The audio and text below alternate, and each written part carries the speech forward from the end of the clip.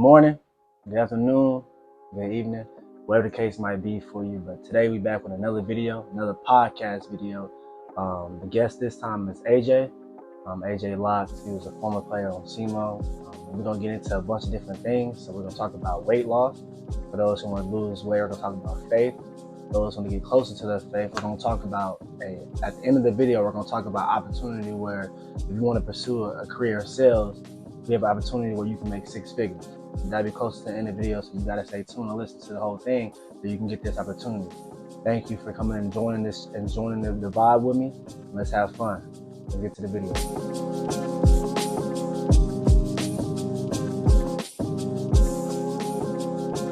Good morning, good evening. This is the YE VILLE podcast. We just vibing in here. It's your host, Dony'e Taylor. Coming back at it again with my boy AJ. How you guys doing?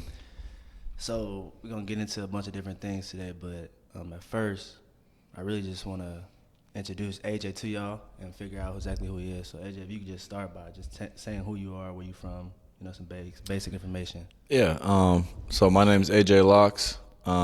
I've met Dony'e in summer of 2020. We both came here together, same graduating class, just to play football here at SEMO.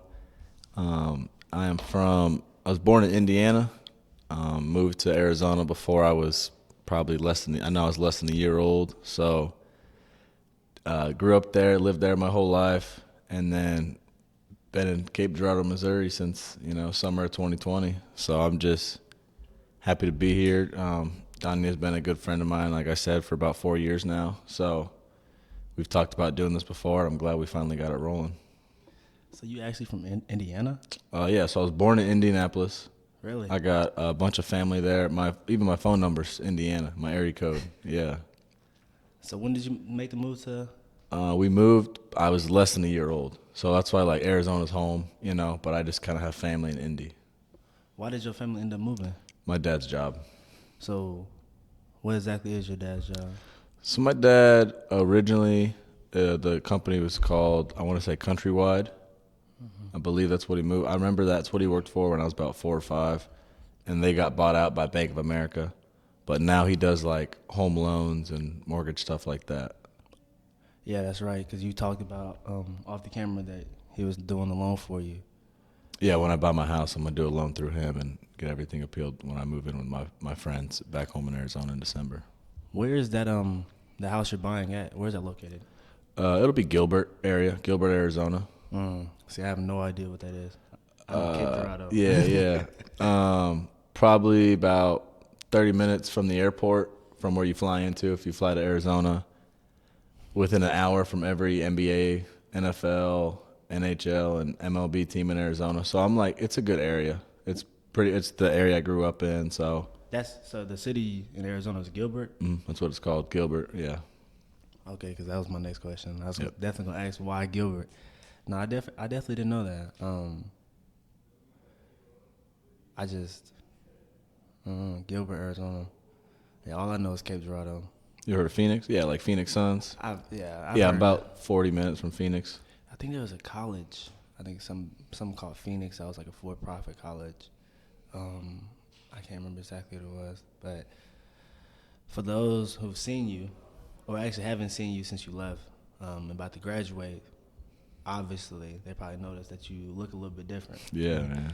So I guess where I really want to start at is to talk about this weight journey you've been doing. So the last game we had in football, how much did you weigh? So that Thursday, we weighed in every Monday, Thursday. Yep. That Thursday I was 296. 296. Yep. Now, I know we just talked about it, but how much do you weigh right now? Last night I weighed in at 222. So what was that, 74 pounds? How much time was that since that last Thursday? That was like, what, 4 months? 4 or 5 months? Yeah. I mean, that was, what was that? November 18th, I think, was the game. So it was the 16th.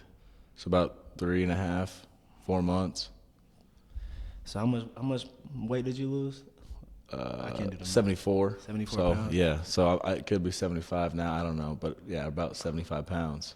75 pounds in 3.5 months. 75 pounds in 3.5 months. Now,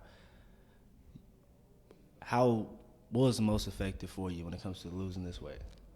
I mean, naturally, I loved working out, through here and through football and just even working out as playing youth sports, But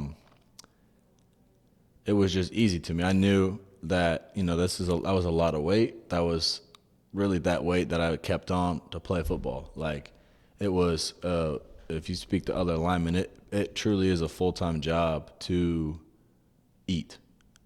I don't think you guys realize, you have to eat so much, keep them calories, because I know we weigh in fall camp, and we're losing double digits some days. You might lose 3-4 pounds. I'm losing 8 to 12. Yeah, that's a lot of water weight, but you have to get that back. You have to eat. We eat dinner after practice, and you got to eat again before bed. You have to get something in, drink more water, something just to keep that weight up. So for me, it was very hard. I feel like I wasn't like, I had thought that I wasn't like I thought I was like a fit lineman, if you will, Athletic lineman. Yeah, I mean, I knew I had the athleticism, but I thought it was like a fit, leaner. I was like, oh, I don't look like that guy. I don't look sloppy. And I had seen photos, or my buddy, actually it's his contact photo. He called me 2 days ago, and I was like, I thought I looked good in that photo we took. It was we were Black Friday shopping in Arizona our freshman year. And I was like, I thought I looked good in that photo. My head looked like a basketball to me. So I was like, stuff like that. It was just kind of crazy to realize, like, you may think, you feel good, you're in good shape, blah, blah, blah. And I still was, I'd say, good shape for being, because the heaviest I got at SEMA was 306, I want to say. Really? 306 or 3, I don't know why it's random numbers. It was 306 or 311. But, yeah, man, that's a lot of weight. Yeah. But, I thought I looked good, and I still may have looked good for that weight, but it's just so crazy to see, like, simple things like shape up. And really, I've just, it's a change up, because even I basically spent the past 8 years trying to eat, and put on muscle and put on weight, from playing varsity football as a freshman. That's all they preach. I was an 8th grader doing spring ball with high school kids, so, I was 180 pounds trying to play varsity O-lineman. Got to like 230, I think, my freshman year in season. So I'm technically weighing less than I was as a freshman in high school right now. But did you always play lineman? Yes and no. So like youth ball, I played center because I could snap, and like I guess it was kind of a trust thing. If you at that age, the snap is so important. It still is important, but I played D-end and tight end as well. And then even 8th grade, I was doing summer 7-on-7s with the team. But I had just always played O-line, and was fortunate enough to start as a freshman on varsity playing O-line, so that they needed a spot, and I just kind of filled it, and it just kind of stuck from there. And then I got taller, got bigger, got stronger, and then offers started coming in, and that was just ended up just playing one side of the ball in one position. So, do you feel like your frame can hold 300 pounds, like your body frame, or you think your body's more used to like 230, 250? Oh, I mean, I never want to go back. I mean, for sure that, but I mean, it did for so long, and I feel like I've noticed potential strains from that. And I think the body can hold. I think I could also be 180, and I could also be, 330. Yeah, but I don't need to be 180. I'd be looking super skinny, and my thing is I just want to get in the best shape possible now. I want to look like a guy that could run a marathon, and like a guy who could, bench 315 or, something like that. So I want to have that lean, muscular build. I don't even care if I can bench 225. Like, that's not, numbers to me aren't anything now in the weight room. I just want to have the best physical shape possible, because I've spent, I mean, even when I was 235 in high school, like I said, around 235 my freshman year, it wasn't the best shape. Like, you're 14, but I'm just like, I have nothing else to do, but there's no reason to not be in shape. I have this work ethic. I have the knowledge I've gained from, strength coaches and people throughout. Why not use this to my advantage and, better my life?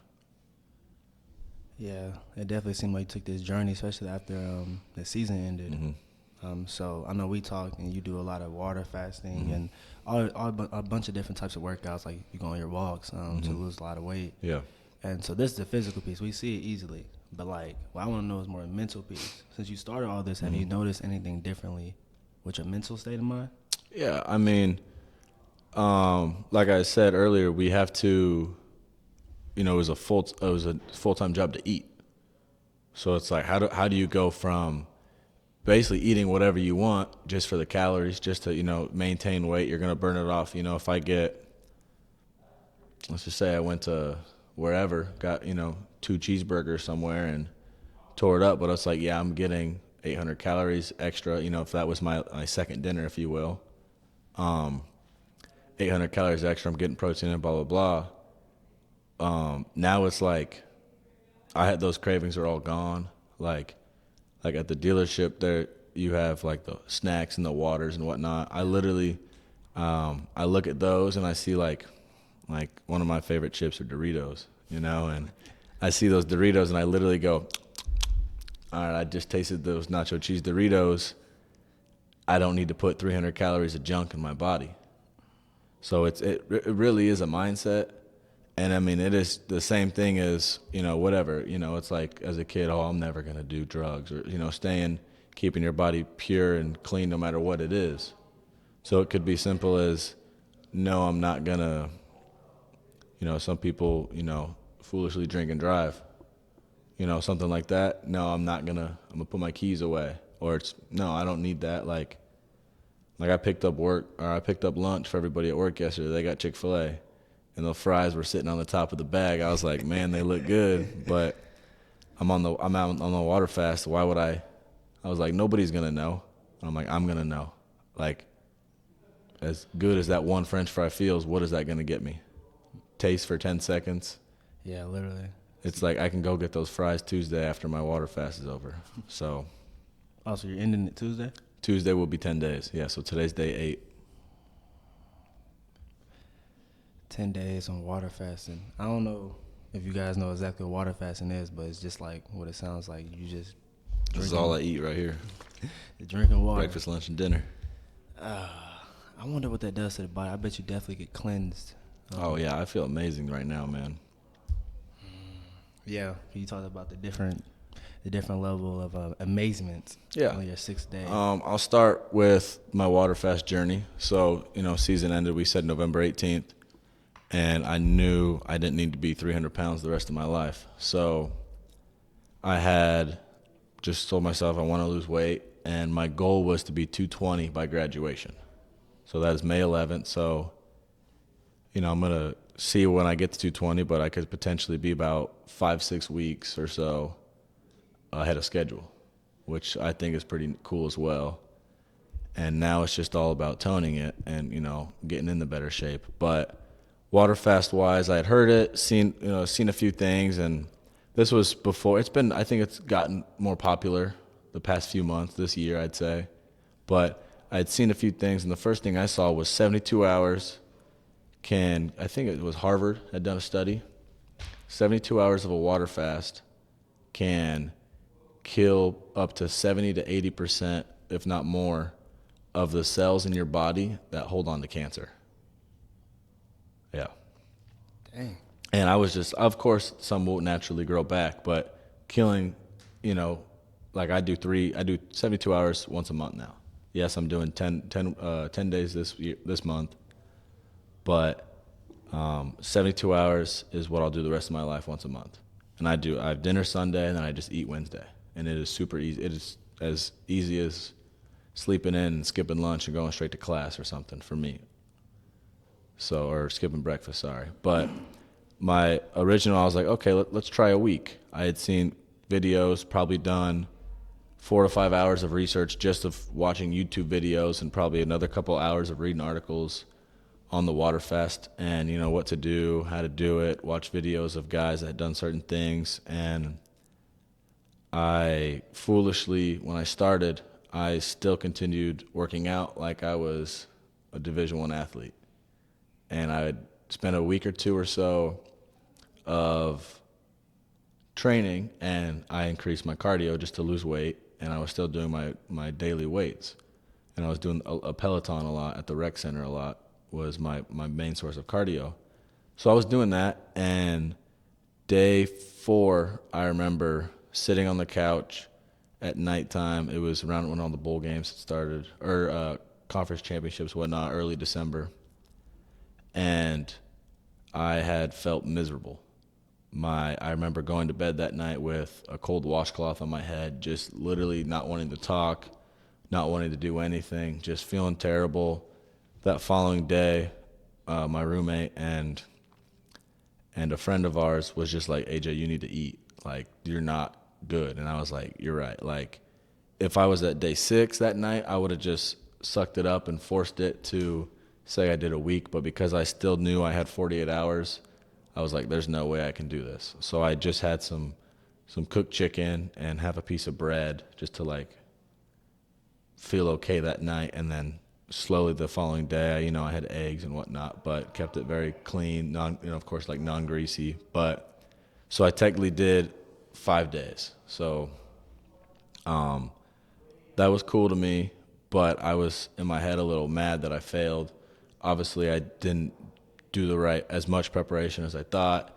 Foolishly, I'd worked out too intense, which is definitely the key reason. And then I told myself that I'm going to do 72 hours once a month for the rest of my life. First, I was like, I'll just do it quarterly. I'm like, why? Why do it quarterly? It doesn't kill you, You may, if you do it, it's 36 days of not eating in a year. So it's basically a little over a month. So it's like, I don't got to pay for a month's worth of groceries too. I can maybe get a new T-shirt or something, or just, whatever. Buy my dog a new dog toy. So, but it's very simple to me. And I thought, yes, I was 234 a week ago. So I'm down 12 pounds right now as of yesterday, with a week of water fasting. And yesterday was the week mark, so that's why I weighed in. But it was cool to me, and I had thought of this earlier today, that I'm doing 10. I just picked 10. I could have picked 12, could have picked 14 to make it 2 weeks, but I knew I wanted to do more than a week. And picking 10 is actually going to double of what I failed 3 months ago. And I didn't realize that till today. But it's not only am I doing 10, I'm doubling of what I failed, 100 days ago. How long do you think you could do a water fast? Like, no time limit, no nothing. As good as I feel right now, I'll talk about that here in a second. Friday, something switched, and after work, went home, was getting ready for my walk, and something switched. But I know I could go 2 weeks. But there's a point where the body starts to eat muscle. And I know there could be, I'm down, 12 right now. I could potentially be 6 to 8 pounds in water weight maybe, and like 4 pounds or 3 or 4 pounds in fat, and then I could be half a pound or a pound in muscle, and that's not what I want. Like, obviously, so there's an extent, and I know a lot of that will come back. Like when I did the 5 days, I was also 290, 280, whatever I was. I had lost 17 pounds in the 5 days. Of course, you lose more just because you're heavier and there's more body fat on you. But I lost 17 pounds, and I obviously eating, a piece of rice is gonna inflate a pound in my body just naturally. But I was about 12 to 14 pounds what I lost, was able to like hold on to. So I'm curious to see how much, because there will be some weight that just naturally comes back just because you're eating again. So, and your body's going to hold on to that because it's been technically deprived for, what will be 10 days. So, man, I wonder if this method of water fasting work for everybody? Because there's so much people out there that want to lose weight, and you talk like you make it seem easy, even though I know in reality it's a struggle. Yeah, and it's just like, oh yeah, I did this 5 days, lost 17 pounds, but again, lose weight and just. It was a rough 5 days, but yeah. Yeah, the longest I ever tried was 24 hours, and I can imagine 10 days on top of that, only drinking water. Yeah. You just have to be prepared for it. And like I said, I did a lot of video research the first time, and I still do research, a lot. I still do it a lot in my free time. I'll do those, and I'll watch podcasts and read books and just try to gain knowledge instead of just scrolling on my phone. But, sometimes even my Instagram feed now, it is motivation, health, fitness stuff, and the only food I see on there is like low-cal, high-protein meals, how to make your own, like, say, Chick-fil-A sandwich or something. Yeah. It's with half the amount of calories and maybe 5 to 10 more grams of protein. So stuff like that, like, that's all on my feed now. Like, which, fortunate enough for me, I don't have, cake and cookies or whatever on my feed. And if I do, it's like, this is only 400 calories and this cake has, 40 grams of protein. So I'm like, that's cool. Stuff like that is very intriguing. And I have my mom and I's DMs on Instagram are actually literally just healthy food we send each other. So it also is helping our algorithm a little bit, but it's pretty cool. She's saved it all, and once I move back to Arizona, we're gonna do some together. So that'll be fun. But I think everybody should do 72-hour fast, even if it is once a year, every 6 months, quarterly. But I've talked to a few friends. I got one of the ladies in service at the dealership. She's doing it. Today should be day one for her. So I told her to do it on the back 3 so she can do the last 3 days with me. So then we'll eat dinner, not together, but like we'll have dinner at the same time, if you will, Tuesday. So my day 10 will be her day 3. So it'll be cool to see how she does. And she, it's not me saying, hey, you need to lose weight. It's just me saying sometimes your body needs a refresh, just unplugging, restart. Simple, let the body relax, not have to do so many things, and just let it fuel off of itself. No, yeah, I definitely heard a lot of different type of detoxes and things you can do, and just the water fast seemed like one of those methods where it can help cleanse the body and relax, because our body isn't perfect. So I definitely understand that. So let's get into we talked everything about fitness. Let's get more into the career side of things for you. So I know you say you've been working the dealership. You started after football? I worked there this summer. This past fall. Okay. Or before the season. So I worked there after we came back from that summer break in May. Worked there all the way till fall camp. And then spoke with the owner again, and he told me I was welcome to come back, and it's actually my internship as well this semester. So I got that. I was fortunate enough to have that count as my internship to graduate.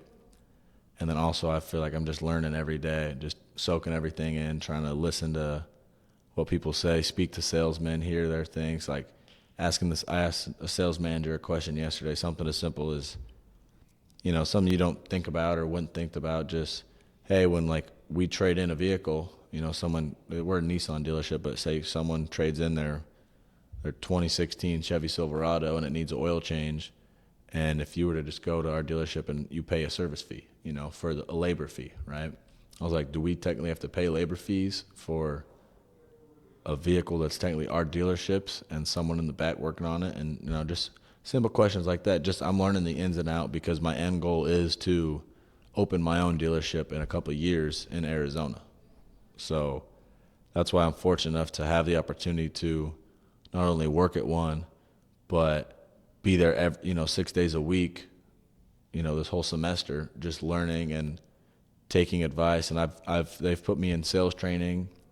I asked to go, but they do once a month sales training. They have a company, they hire a guy, and he comes in once a month and he teaches different things, and it's a couple hours for 1 day a month. And he gives us little pamphlets and we keep it, and I've got them all on the shelf next to my books, actually, in my apartment. But great. He's also a great guy, and I'm just trying to learn as much information. So when I get back to Arizona and I'll start as a salesman in Arizona, I'm not just going in blindfolded, not knowing what to do, but sell cars or how to do it or anything. So I'm really just appreciating the fact that I have, what'll be probably 8 months total or so of knowledge before I'm actually even selling, instead of having those first 2-3 months struggling, only selling maybe 20 cars in 3 months compared to trying to get 20 cars in a month.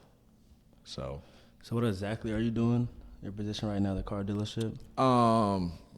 there isn't like a true title, but I've done stuff for the media. I've ran the Instagram and Facebook accounts there. I will take the photos for like you just look up the website and it's got the available photos. Like it's like, oh, this is a 2024 Nissan Rogue, and it's just got like 25 photos. I take those photos on my phone, have them. My camera was full of just cars and keys and stock numbers, but I do that, and then just help the salesman in any way, and I also do that as a they're benefiting from it to like not have to like leave and go gas up a vehicle if they sell it, to like fill it up all the way for the customer. But I'm also being there, helping, listening, following, shadowing to these salesmen and asking them questions daily, like, hey, what are you doing here? Just asking for tips and advice, and I'm just walking in with my pen and paper, just asking them questions. So why would you want to start a car dealership? Why not a truck business? Why not, why sell cars for you? Like, what made that dream for you? When I got to college, or the kind of end of last semester of high school, car sales weren't even in my thought. Truthfully, say Christmas time our senior year, I wanted to be a commercial pilot. Commercial? Yeah, that's so a big. Yeah, very completely different.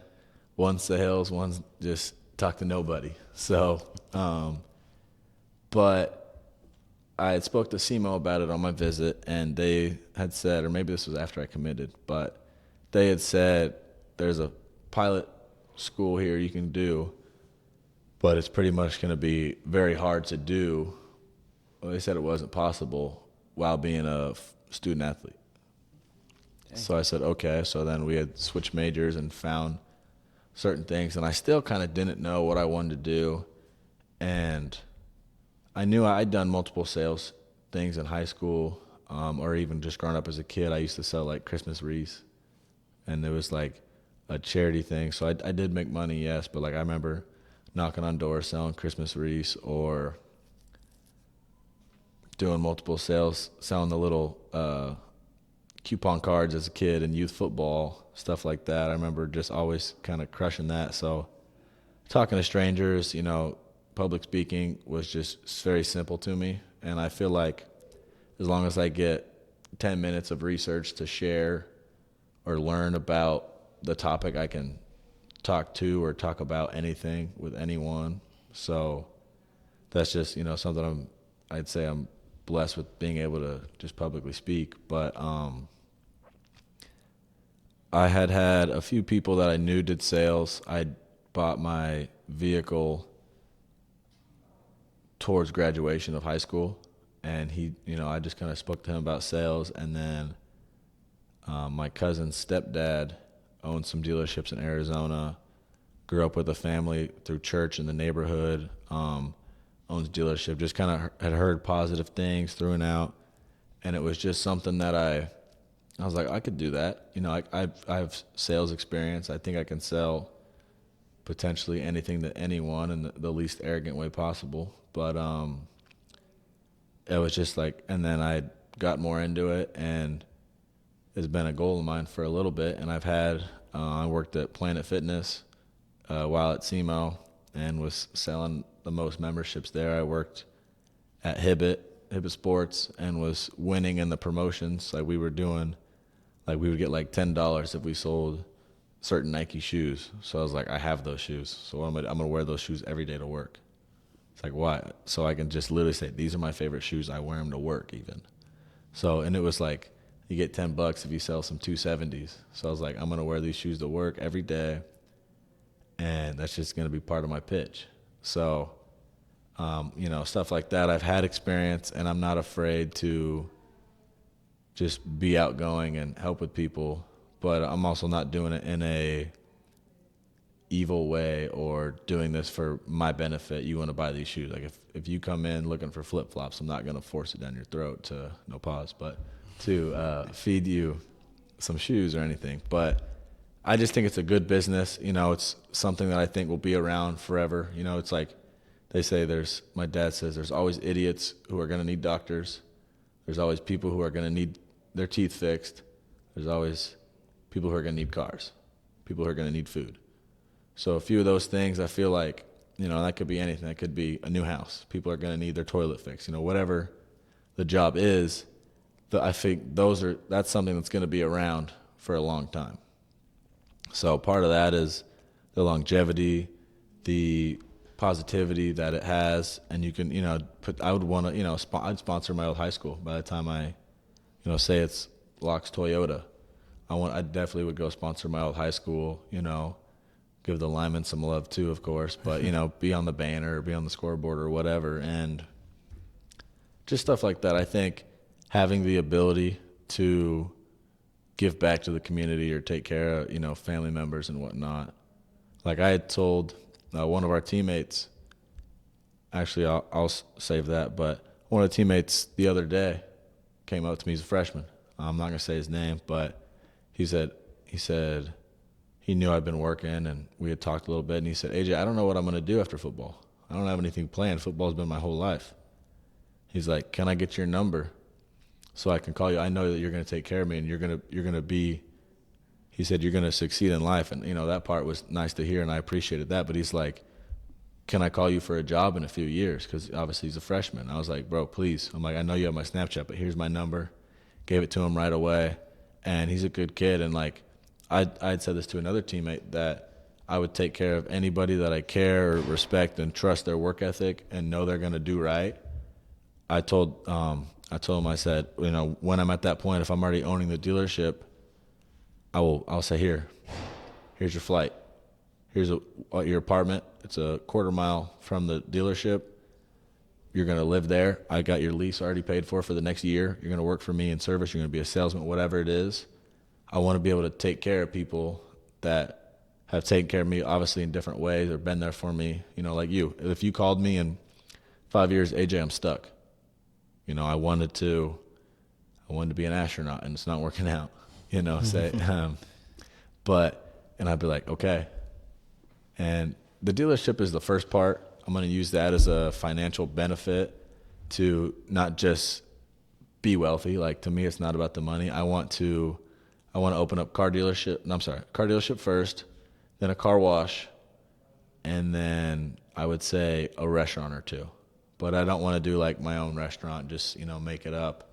I would do chains where, you know, good, trusted, kind of like if I had said, like, if I was to do sit down, I would do maybe like an Olive Garden, Outback Steakhouse, kind of where it's got good, healthy food as well, because I'd seen, like, from the blind side, you know, they own like McDonald's and stuff. It's like, yeah, you get free McDonald's. I don't want my kids getting free McDonald's. I want my kids getting a free pasta salad with chicken. You know, I want my kids having steak and veggies. Like, of course they can have McDonald's, they're kids, but I want, like, if I'm sponsoring a team, even if it's my son's high school whatever team or daughter's whatever, like, giving the whole team steaks would be cool. You know, the Friday night meals or Thursday night meals for, you know, high school kids, like something like that, instead of, oh, we got McGriddles today after practice, you know, stuff. So just the health benefit too, but, you know, something like a Chipotle, or I think something like that would be awesome just to open, because they're known and very well respected, and they do well, of course, but, you know, you're foolish if you want to open a company that doesn't do well. But being able, you know, and it could be something as, if you're stuck, okay, I'm going to open up a new car wash, say August. Survive till then. we'll get you out. You're going to be the manager of that car wash or whatever it is. Like, you're going to get taken care of. And that's what I think a lot of people do or don't do when they have success. I think it can create arrogance or it can create positivity for many others, because I don't need anything. Like, as long as my family's taken care of, my friends and family are taken care of, I'm good. Like, that is more succeeding to me than buying 4 Ferraris and having them in my garage. Like, I don't need, I might want one. I'm not going to lie. Like, that'd be cool. But, like, to me, it's like, I don't need, like, I'm going to have the vehicle I have now the rest of my life. Yes, it is a Jeep, but that's going to be, my dad said that yesterday to me on the phone. I told him that. And I was like, he's like, yeah, maybe AJ Jr. will be taking a driver's test in that Jeep. I'm like, that's cool, you know. But, like, that Jeep, you know, especially in Arizona, it'll be parked in the garage, roof off, doors off most of the time. By the time I am able to get a second vehicle, that'll turn into my fun car. And but that's what I think life's about, man, is experience and positive experience, positive things, and being able to use, you know, if it's your voice, if it is your money, if it is, you know, whatever talent or gift you have and things you're fortunate to give, it's sharing those things and helping others that you love and care about, or just helping others in general. So, like, I was on my walk yesterday. I saw this guy walking.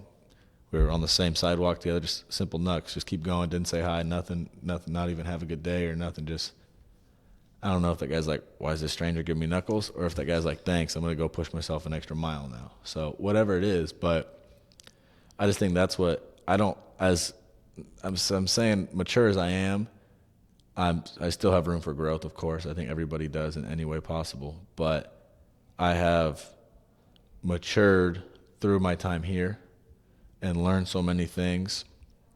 And I think now that's part of where I'm at. Like, I'm taking 2 freshman DBs, actually, to dinner on Thursday. I'm going to pay for their meals. We're just going to, we're actually going to cook at my house. We're going to do some steaks and zucchini and whatnot. But, like, they don't know.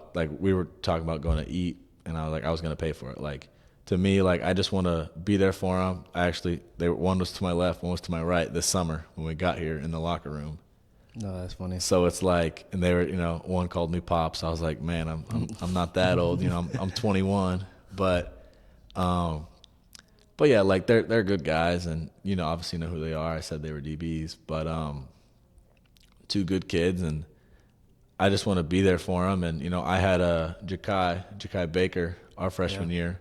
He was a mentor to me, and he actually came to the homecoming game to see me, and, like, that meant the world to me. And I'm like, I want to do that. So I've just been trying to have that mentorship, and I knew I could do it last year or 2 years ago, but you don't want to be that sophomore telling the freshman, hey, man, I'm going to teach you the ways. Like, I've only been here a year. Like, but that's why I did it my last year. And I mean, those guys are, as you as well, of course, but those guys are someone I'm going to speak to the rest of my life. And, you know, I always want to see them do well and succeed no matter what it is, and I always wish them the best. Man, it's interesting what the game of football can do for you. Absolutely. Just like hearing about it, because how much you have grown and changed, just as much as I have, to be able to have the experiences we have, be able to read the books we have been able to meet the people we have seen. It definitely changed my whole perspective completely. You know, at least being here for, gosh, man, almost 4 years on the day, man. Yeah, I think because we came in July, actually. Yeah, July because of COVID. But, you know, we're July 2020. Was it July 5th? Yep, July 5th, because I remember that was Phil's birthday. We always reported back July 5th. And Phil was always upset about it because it was his birthday. July 5th. I'll still be on the team. Yeah, that's 4 years. I think time flew by so fast. Yep.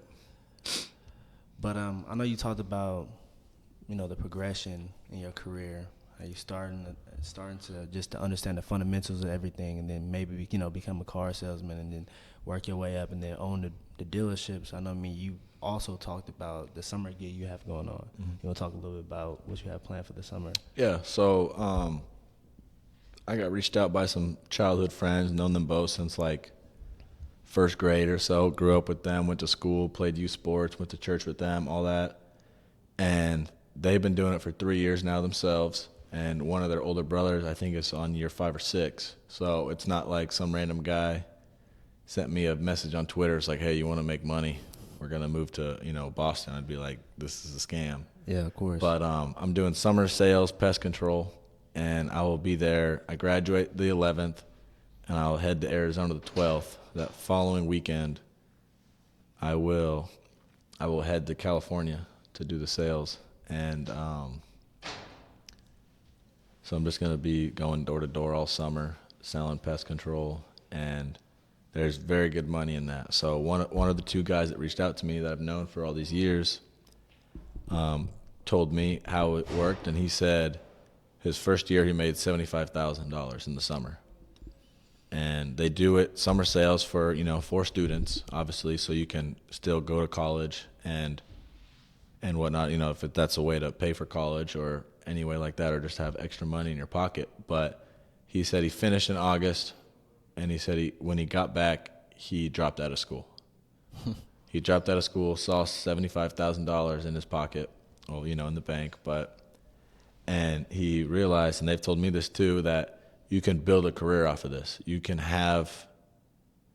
do this. They told me if I hit a X amount of sales, I could be able to open up my own team, basically, and have guys under me. So Bryce is the guy I'm talking about.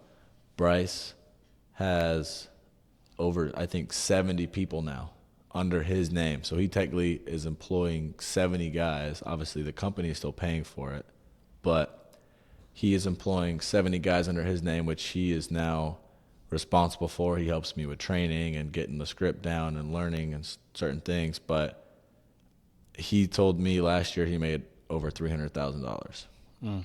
But he's a year older than us. Not even. He's probably the same age. He's just a grade older. But if you want a summer job, Dony'e will give you my number if you are interested. We will, quick little ad read. We can get you rolling and get you a phone call, get you a meeting, and get set up to come work this summer. We're going to be in LA. Rent is paid for. All you got to do is pay for your flight there, pay for your own food. They'll give you uniform, everything. Work 6 days a week, 10 to 6 p.m. or till it gets dark. Have Dony'e give you my number if you're interested. We're going to start as early as April 1st, I believe. So, but we can get you rolling right around May when I get there. If you want to make some money, work until the end of August or whenever's best for you. So if you're interested, have Dony'e give you my number. It's not a scam. Not a scam, promise you. So this is definitely a big opportunity for you. Yeah. So going into making the decision, do you feel this will help you get to your dream as in car dealerships? Yes, I was hesitant because, I had FaceTimed the both of them, the two guys, and even had a second meetup with them, and my parents had joined. But they had told me, I was like, look, man, really, the biggest thing for me is I need to get my foot in the car business game and start selling. Say I sell, June 1st is when I start selling a year from now, say 2 years, I could get promoted to a certain job. So it's like that 3 month 3 month delay could potentially, someone could quit or someone could get hired or someone could leave, or so opportunities are open, but you can't live your life second guessing like that. And what they told me that, and they also said, this is going to set myself up financially earlier to do the things I want to do. I love my parents, but I don't want to live at home for the rest of my life. I was going to move back in with them, and my goal was to move out by the end of the year. So I could do that, get the money, and do these things, and I'm going to be able to buy my house by the end of the year. And the same, one of my friends that is going to live with me, I also brought him along. I was like, look, man, I'm sure you're tired of living home with mom and dad too. Mm-hmm. As much as we love our parents, nobody wants to live at home while they're still in college or out of college. So I told him, I don't want to hear an excuse in December when it's time to buy a house and now you bailed on us. I said, we're making money this year the right way. Come with me or don't. He signed up the next day. And that's wholeheartedly have trust in these guys, this company, and just people who are able to bust their butt and work hard for what they deserve. So I told him straight up, I almost got my third roommate to come, but he just got accepted into the fire academy. So that's what he wants to do. So, he's got his job ready, so he's good. So I can, of course, respect that. He'll be just fine by the time we're ready to buy a house. But I've got 5 guys coming with me that I brought under me to California. So if you want to be number 6, 7, and 8, Dony'e will give you my number. But yeah, I mean, even if they just make, money's money. And end of the day, it's not about, I'm going to make numbers up here. But, if I made $5 million and you made $20K, that $20K looks great to you. But I'm like, dang, I wanted $6 million. Obviously I'm not going to make that much in the summer. Yeah. But, you have to learn, like, and it's the same thing now. Like, I'm getting paid weekly at the dealership. I'm like, oh, this is awesome. But I'm like, I don't want to live paycheck to paycheck weekly. Look at this. Like, I want to be able to do these things and succeed in life. So you have to be acceptable with the time and know this is just the beginning. Yeah, you got to bet on yourself. Mm-hmm. That's all you got to do. Absolutely. Yeah, I don't know why it is like that. I just feel like I always hear sales is the way to get rich.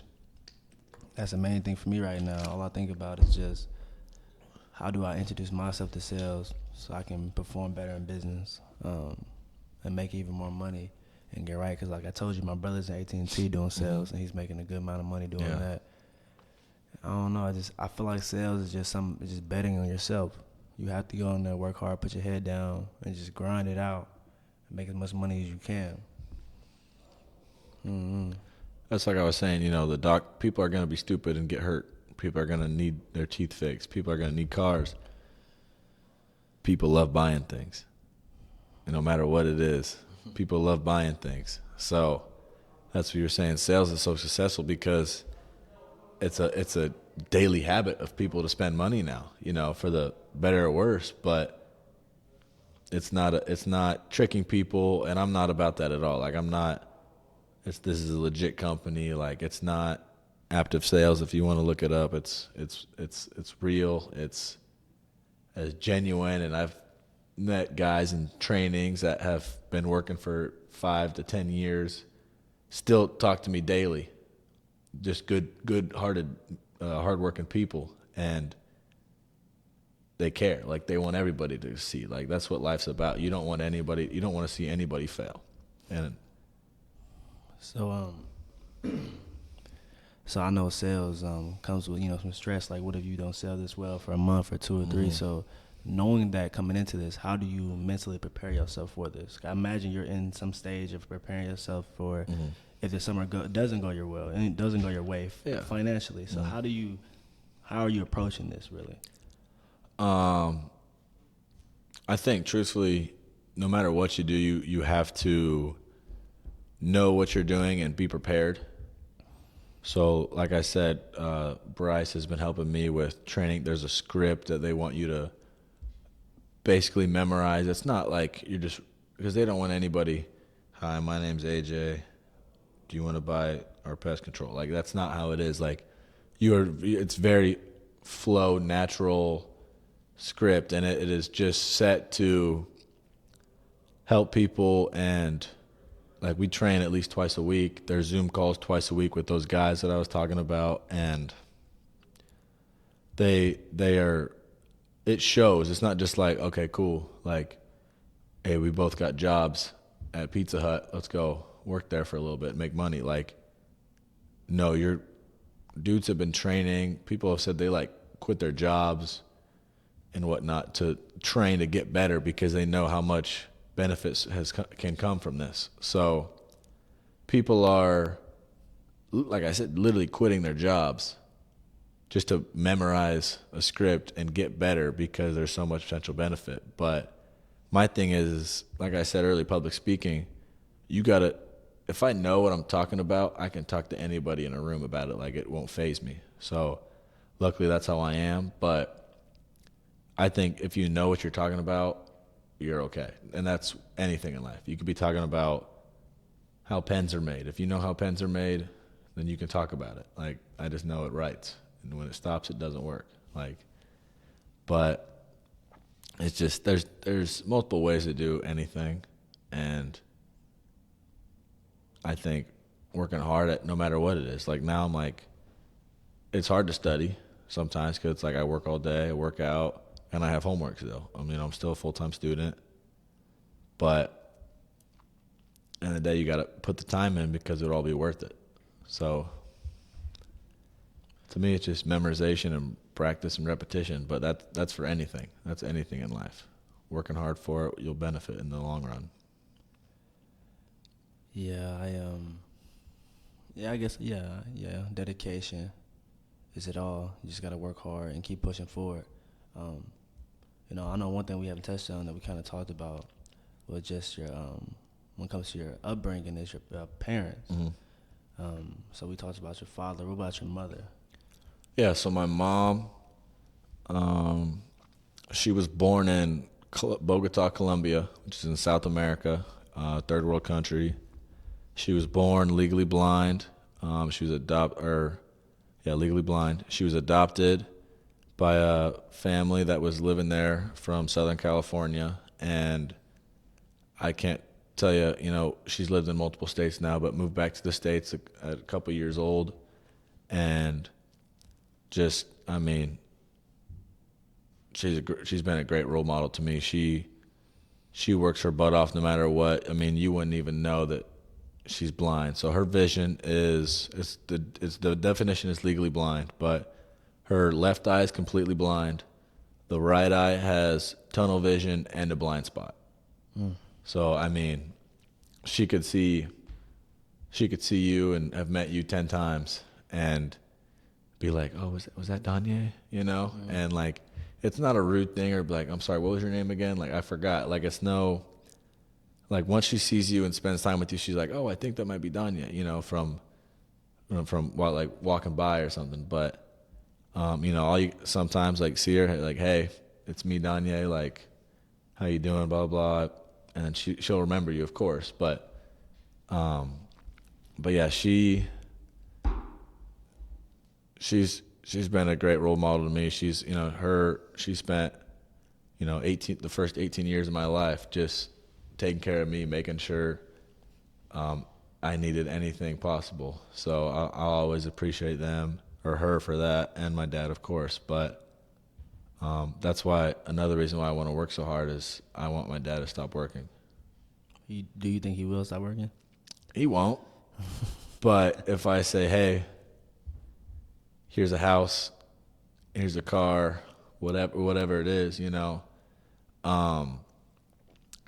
won't be like, he's like, "I've worked my whole life. Like, I'm just gonna be like, you're gonna like run something for me of my businesses at least. Like, that way you have a task." I'm gonna say, "You can go retire. If you want to live in Montana or wherever, I'll buy you a house there, and you can just go live in your cabin with 10 acres or whatever you want. If you want to stay in Arizona, whatever. Like, I want to take care of you guys because you've been there for me so long." So, but I know I'm gonna also have to give him the option of something because he's not gonna know what to do just sitting at the house all day. How did your parents end up meeting? That sounds like a very interesting pair. Yeah, for sure. Yeah, so they both lived in Indiana. So my dad was born in Gary, Indiana. Lived in Indiana his whole life, and then I can't tell you, the time from when my mom was in Indy, but she lived in California, Texas, Wyoming, and Indiana. But they were both in Indiana. My dad had just gotten back from a Mormon mission, so he was a 2-year mission in South Korea, and I think it was like 90, 91 maybe. And say he got back on a Saturday. He met my mom at they kind of did like a church for it was the Mormon church, but it was like a kind of a social dance kind of thing, if you will. And the guy who got my dad into the church, who baptized my dad, also introduced him to my mom. So that guy met my mom while my dad was on his mission. And then after he's like, "I think I have a guy for you," blah, blah. My dad goes up to him and goes up to my mom and goes, "Hey, I hear you're a pretty cool girl." What a pickup line. And my mom just walked away, I believe. Really? Yeah. I mean, I wouldn't know what to say from that. But that was probably the first female my dad had spoken to in 2 years besides like his mom and family, because as a missionary on a mission, you can of course speak to females. Like you can't just like try to teach the gospel to, men. But in the Asian culture, like you were never speaking to a female like one-on-one kind of thing. So, and obviously he's not flirting. Like he's there to, teach and help people. He's not trying to find a wife in Korea, or anything like that. But so basically that was his first pickup line in 2 years. And in Korea they wear white socks with their dress pants. And you know how weird that looks. Yeah. With, black shoes, black pants, and white socks. Yeah, I'll do something like that for sure. Yeah. And then, which I mean, it's fine to wear like whenever, but like in the dress attire, you want to have dark shoes or like even like dress socks with like stripes or whatever. But that, and then it's different cultures, across the world. And another thing was there's a thing, it's called the Haji squat. It's a Korean thing. So pretty much if like you're waiting for the bus or you're like waiting to get picked up or just standing waiting for your teacher before class, you basically squat kind of like a catcher in baseball. And that's just like standing there instead of like sitting leaning up against the wall or sitting on the floor. You Haji squat. It's like a Saigon squat. You remember what those were? Like butt to the ground. Basically, yeah, same thing. Just like a catcher in baseball. So that's just like natural to them, So my dad had lived there for 2 years. He kind of got familiar with the culture, of course. So my mom says, some goofy tall white guy, slick back hair, comes up to you and says, "Hey, you're a pretty cool girl." And then she basically, I believe she just walked away. And then later she was like, that guy was weird or I don't know, whatever. She sees him later at the dance, social kind of party thing, squatting in the corner in his dress pants and his white socks, just looking like a weirdo, squatting by himself. And I don't know much after that. That's one of the only stories I've heard about them meeting, or I don't know how he got her to go on a date or whatever. But the rest is history. And then they got married, and I think it was 7 years later, had me, and that's been it. They've lived their life since. That's a very interesting start. Yeah, like I really wonder how he landed the date for sure. It just makes I know. I'm gonna have to ask.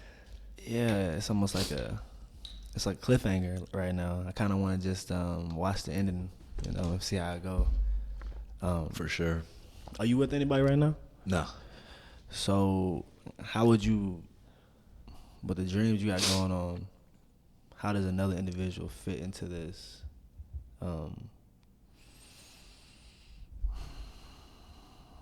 What's the role for another individual in your life, for your dreams, you feel like?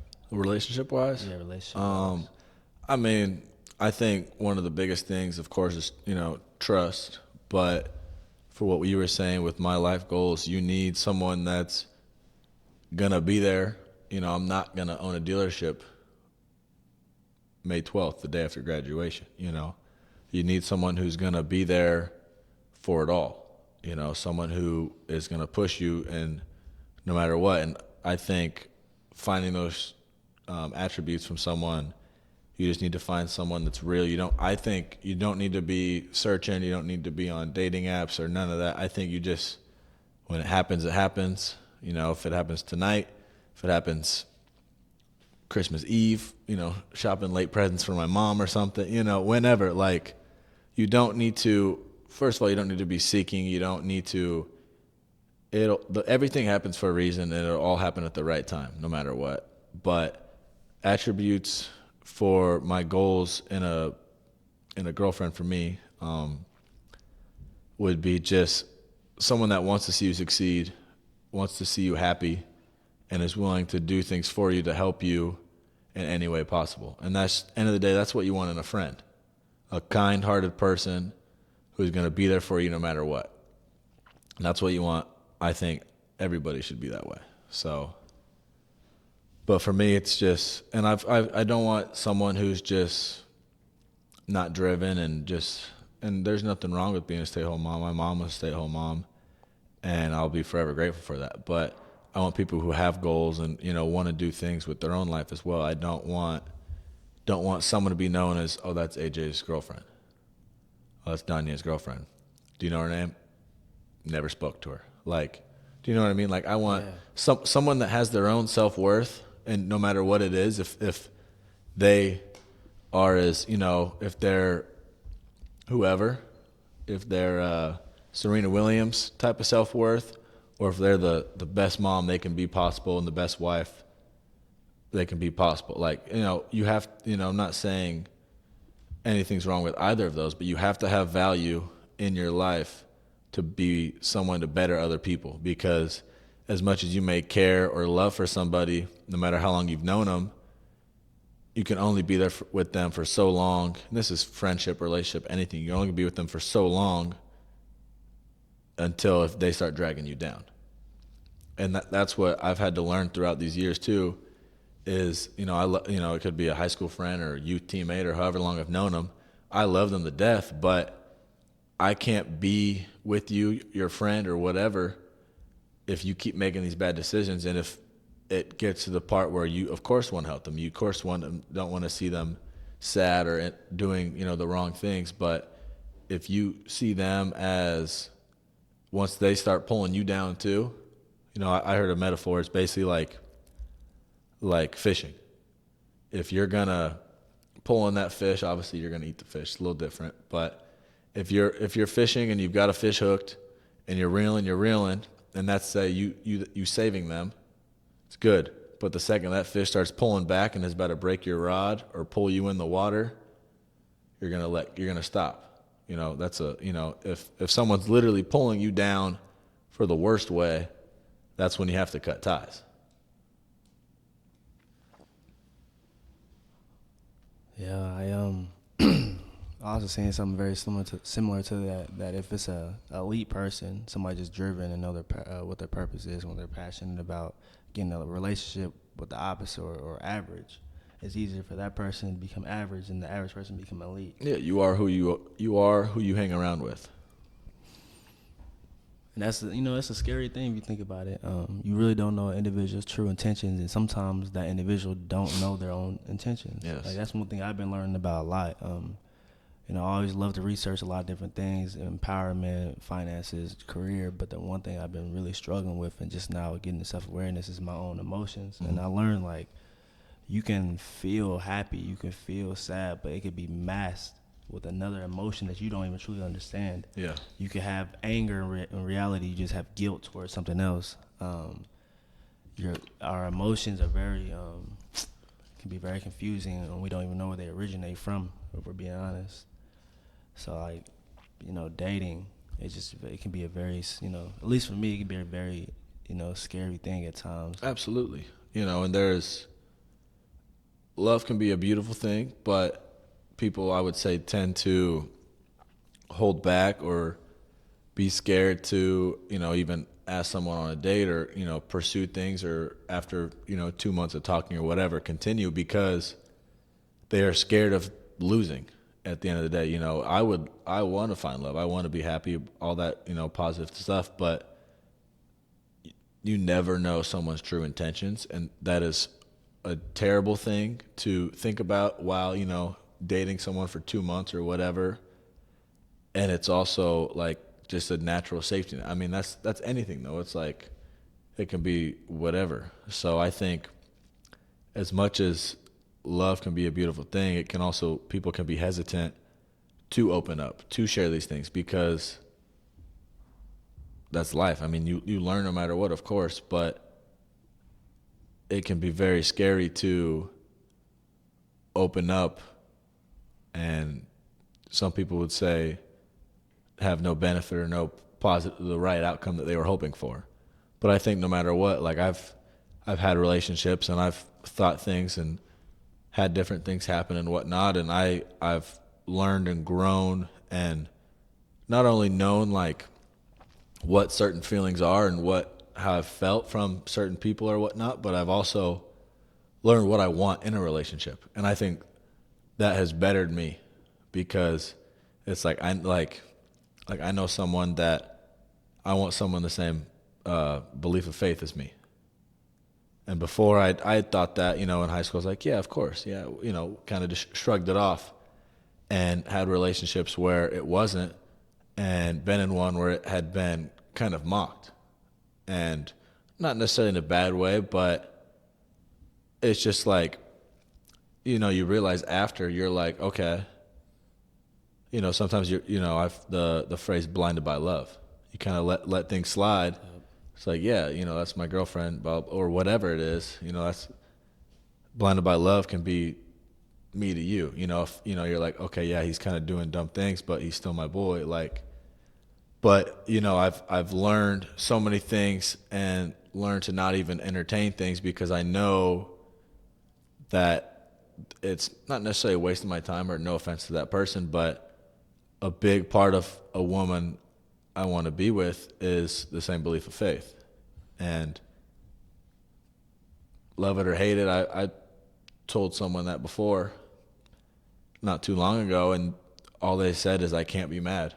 I have nothing but respect for you. I'm like, you are a great person, but I'm not trying, that's not me saying, hey, if you want to date me, you got to be Mormon. Like, you want to get baptized and we can date. Like, that is not my MO to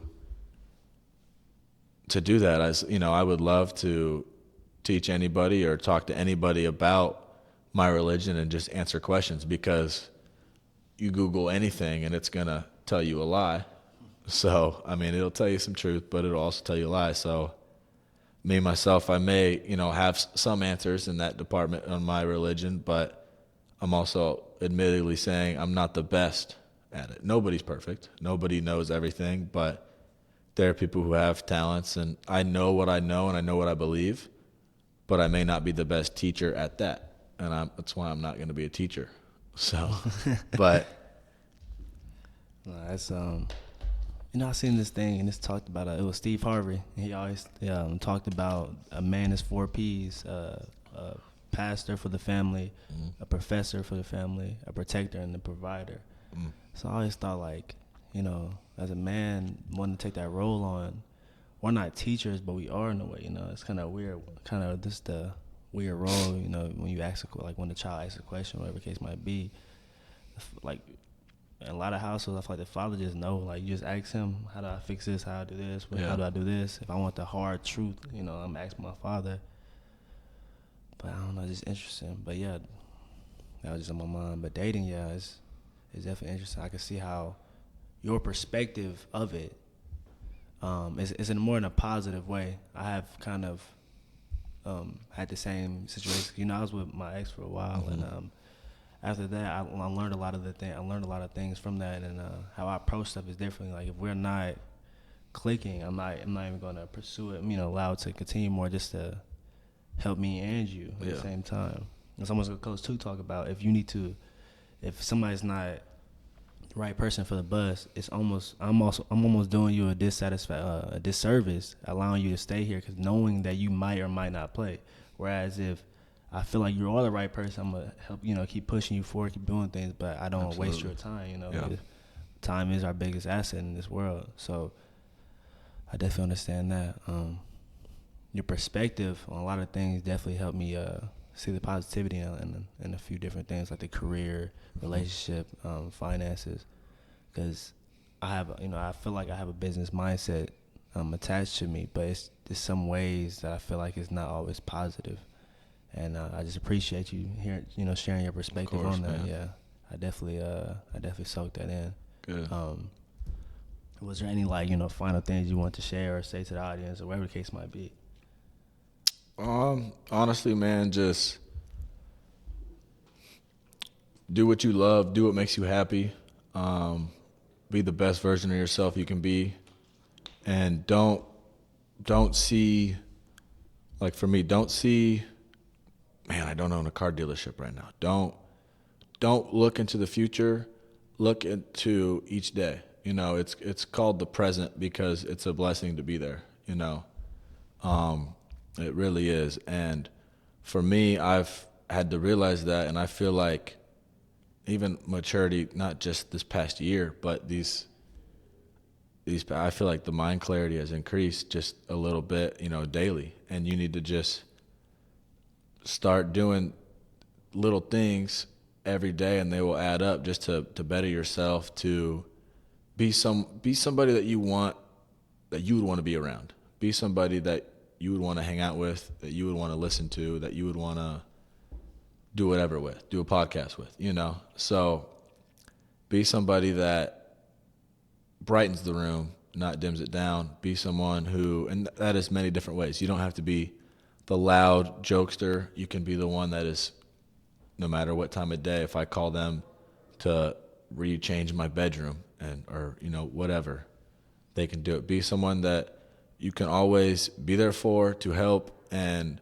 no matter what, they can always say, Dony'e Taylor is a good dude. I have nothing bad to say. He was always left me with positive things, always did great things, and